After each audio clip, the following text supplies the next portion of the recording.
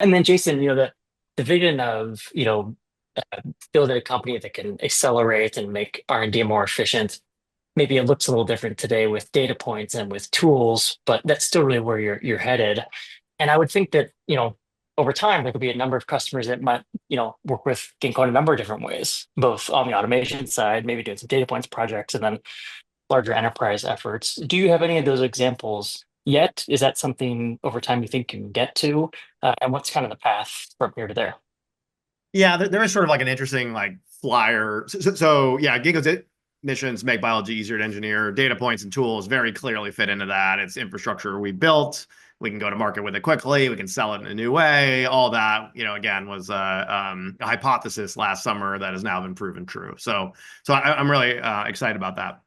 It takes something like robotics, right? I mean, that robotics infrastructure obviously is relevant to biotech research, but it's really connecting laboratory equipment into an integrated setup. You could use it for other types of laboratory work as well. Certainly, we expect demand and have already seen demand in our funnel from things like diagnostics companies and things like that. I think you'll absolutely see that as a base of customers for us in automation. But you're also seeing some efforts from like the large tech companies, like I was on a panel with the head of R&D for Microsoft, and like they're doing like AI for science. Google, who is a strong partner of ours, they just came out with a co-pilot for scientists, which is actually pretty amazing.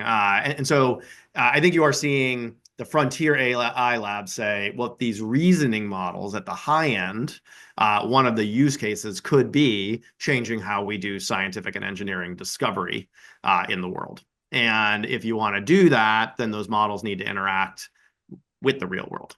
They need to be able to run experiments. And so again, I feel like automation could be a really big part of that. That's not a big part of my, revenue plans in 25, although we do have we have a contract just on data generation with major tech company, but it is, I think, a thing to watch. And if that becomes an actual big area of investment among the major tech players, you can expect Ginkgo to be right there. So for example, we'll have our racks at the big NVIDIA event. So if you're happening to go to that, you can check them out in person there. Yeah.